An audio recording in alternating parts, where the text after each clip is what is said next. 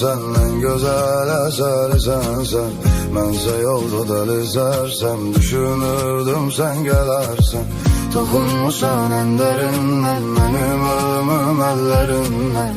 Axan yaşlar gözlərimdən, süzülərdi izlərindən. Canım xəstə, qulaq səsdə, həzin notlar sənsən bəstəm. Aram yoxdur heç bir kəslə, səni gəzdim son nəfəsdə. Canım xəstə, qulaq səsdə, həzin notlar sənsən bəstəm. Aram yoxdur heç bir kəslə, səni gəzdim son nəfəsdə. Lay lay lay lay lay lay lay lay lay.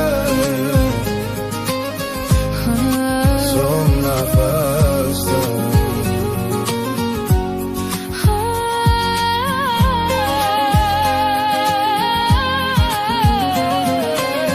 Bu ürəyin dərdi sənsən, hem güzel eseri sensen. Ben sayıda deli sarsam, düşünürdüm sen kadarsan. Toxunmusan ən dərindən, Benim ölümüm ellerinden. axan yaşlar gözlərimdən. Süzülerdi izlerinden. Sen soruşma vaziyet nece, ben bitmişem, tükenmişem. Ömrüm gelir sanki hece, sonsuz yolda direnmişem. Canım xəstə, qulaq səsdə, həzin notlar sənsən bəstəm. Aram yoxdur heç bir kəslə, səni gəzdim son nəfəsdə.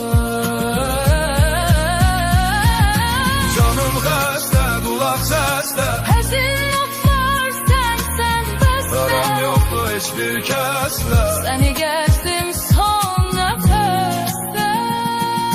canım xəstə, qulaq səsdə, həzin notlar sənsən bəstəm. aram yoxdur heç bir kəslə, səni gəzdim son nəfəsdə.